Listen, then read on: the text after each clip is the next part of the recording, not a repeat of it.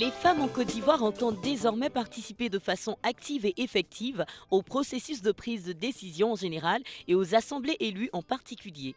Depuis l'indépendance de notre pays, les hommes ont majoritairement occupé les postes dans les assemblées élues. Aujourd'hui, de plus en plus, les femmes s'intéressent à la politique.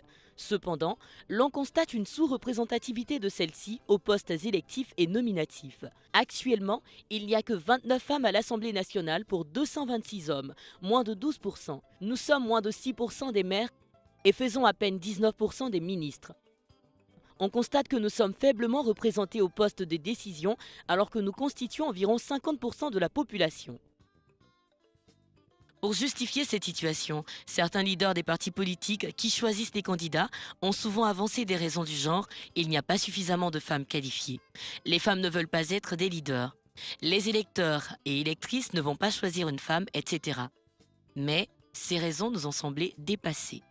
Ainsi, pour en avoir le cœur net, nous, femmes et hommes activistes de la Côte d'Ivoire, sommes allés vers les populations de certaines régions de Côte d'Ivoire afin de voir comment ces populations perçoivent réellement les femmes de nos jours. Nous avons donc échangé avec les hommes et les femmes de Ferkessédougou, d'Odiéné, de Tabou, de Béouin, de Mbato et de Bandoukou, des milieux urbains et ruraux de ce beau pays qu'est la Côte d'Ivoire, avec ses richesses et sa diversité. Cela nous a permis de voir qu'il y a de nombreuses femmes qualifiées qui aspirent et sont prêtes à occuper des postes de haute responsabilité, que ceux-ci soient électifs ou nominatifs, afin de contribuer au développement de leur pays. Nous avons aussi constaté que parmi les personnes rencontrées, la plupart des hommes disent faire confiance aux femmes et reconnaissent qu'elles sont capables et peuvent réussir lorsqu'on leur confie des responsabilités. La femme a toujours eu un rôle important dans la prise de décision, bien que cela se faisait discrètement. En tant que conseillère, elle a toujours joué un rôle politique et bien plus dans notre société auprès des hommes. La vie de la femme n'est pas officielle, mais porte beaucoup. Parce que parfois, quand on va exposer un problème au vieux, il dit bon, je vais me coucher, c'est qu'on va me dire. Mais se coucher, c'est-à-dire il va demander à sa femme, à celle qui vit avec lui. La reine chez nous peut être la mère du roi ou du chef. Elle joue le rôle de conseillère. Et de nos jours, les femmes jouent déjà un rôle important dans la gestion des affaires publiques. Ici à faire que les femmes font la politique. Elles sont engagées, seulement elles n'ont pas de poste de responsabilité. Quand les politiques ont des organisations, des cérémonies, des manifestations, c'est les femmes qui font la mobilisation. Les leaders peuvent dire que les femmes ne sont pas suffisamment instruites ou formées, qu'elles n'ont pas les capacités, ce qui n'est pas toujours le cas. Beaucoup de femmes de ce pays ont atteint un bon niveau d'éducation. Le compendium des compétences féminines de Côte d'Ivoire, Coco FCI, l'atteste. Dans tous les cas, rien ne nous certifie que tous les hommes en politique sont bien formés. C'est la qualité du projet de société qui importe et qui reçoit la confiance des électeurs et des électrices. D'ailleurs, est-ce qu'il faut de l'éducation formelle pour savoir ce qui est bon pour la communauté et le pays? La femme étant reconnue par tous comme bonne conseillère, une personne attentive et à l'écoute de tous, une telle personne peut mieux faire la politique que quiconque. Bien qu'ayant des âmes, il y a des dames qui te défendent dans une causerie simple.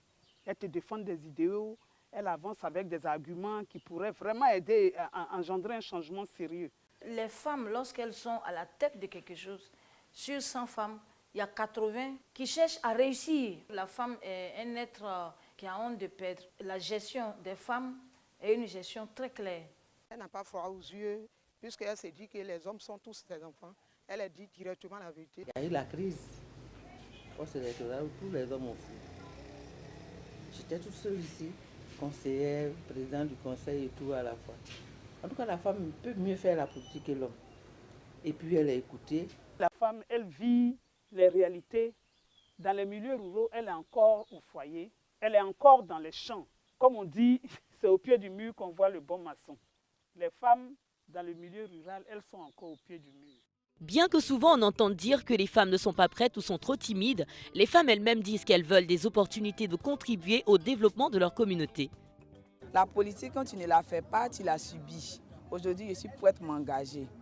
Elles sont engagées, les femmes font la politique. Même les hommes reconnaissent de plus en plus que les femmes sont prêtes. C'est pourquoi d'ailleurs certains les accompagnent, les soutiennent et les appuient dans leur engagement. Ces hommes sont à saluer et à encourager pour leur grandeur d'esprit. Je suis sûre qu'avec le temps, les autres les rejoindront, car nous ne sommes pas opposés, mais nous sommes plutôt complémentaires. Il faut qu'on les encourage, qu'elles prennent vraiment du courage. À deux mains, c'est dire que ce que l'homme fait là, moi aussi femme, je peux le faire. Les femmes et les hommes doivent être logés au même niveau. Je voudrais dire aux femmes, maintenant qu'elles ont étudié, elles peuvent s'engager. Les deux, les hommes et les femmes, disent qu'elles vont voter une femme si la femme est la plus apte. Quand vous allez quelque part, que c'est une femme, mais qu'est-ce qu'elle vient nous raconter? Est-ce que c'est vrai? On ne te prend pas tellement au sérieux. Mais quand ils prennent le temps de t'écouter, ils voient quand même que vous avez quelque chose à dire. Quand ils vont réfléchir, ils se disent, bon, ce qu'elle dit là, c'est peut-être faisable, on va l'essayer. C'est le fait qui nous poussera de nous attirer à venir vers toi. Si on voit que tu es capable de faire quelque chose, on peut te confier quelque chose d'important. Pour les femmes, c'est normal de porter plusieurs chapeaux. Une femme peut faire la politique en plus de tenir des responsabilités dans son foyer. C'est une chose qui est de plus en plus admise par la société.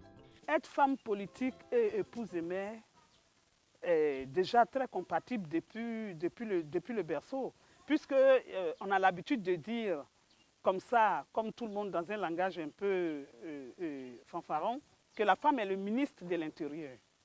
On peut être une femme politique, une épouse mère. Seulement, c'est une question d'organisation. Il y a des femmes qui ne sont même pas des élus, elles travaillent dans l'administration, mais comment elles font? Elles gèrent leur foyer et elles gèrent l'administration. Depuis bientôt, je crois, depuis 2007, j'ai perdu mon mari. Bon, je vis avec mes enfants. Mon dernier qui avait 12 ans aujourd'hui, qui avait 15 ans, il a 27 ans. Ça peut dire que le fait d'être politicienne ne veut pas dire qu'on n'est plus femme. Quand le maguilla secoue un pantalon, il sait où mettre sa queue. Donc, si tu veux, tu sais comment gérer. En tout cas, tu vas arriver à gérer ta famille. Les actions des femmes montrent qu'elles peuvent être tout aussi performantes que les hommes. Mieux, les Ivoiriens veulent des leaders femmes, car pour eux, elles sont plus respectueuses de leurs engagements. Depuis lors, c'est les hommes qui étaient au pouvoir chez nous ici. Et on n'a pas vu de changement. Depuis que les dames sont venues, à 80% déjà, elles ont réalisé ce qu'elles ont dit pendant leur campagne. Nous avons, à Benouin, nous avons une femme élue, Madame le maire, qui a fait beaucoup de réalisations au niveau des femmes, qui a boosté des associations de femmes. Ce qui m'a motivée à entrer en politique, c'est l'envie d'aider mes parents. Les femmes aident et sont prêtes à toujours aider les femmes. Nous autres, on n'a pas eu des gens pour nous donner des conseils, pour nous dire que le terrain est glissant. Effectivement, si j'ai des enfants, moi je vais les encourager. Je pense que les femmes des médias montrent un bon exemple. Parce que la femme des médias, d'abord, c'est celle qui sait partager. C'est la voix des sans-voix. Mais il faut que nos leaders politiques appuient cet effort et mettent en place une loi sur la parité homme-femme. J'ai retenu l'exposé que les dames ont fait. Vraiment, on parle de la parité. Il faut qu'il y ait une certaine justice pour une part égale. J'ai pris des exemples des pays comme du Sénégal, le cas de la France. Je les encourage. Tout le monde doit contribuer à bâtir la Côte d'Ivoire. Et il n'est pas question de laisser les jeunes filles au bord de la route. La femme en Côte d'Ivoire veut s'engager en politique. Certaines de ses consoeurs y sont déjà et les hommes sont prêts à la soutenir en votant pour elle.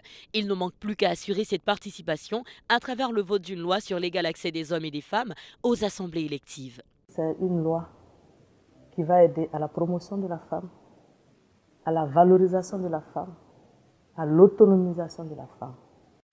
Les femmes et les hommes doivent être sur le même pied d'égalité. C'est ce que notre Constitution demande.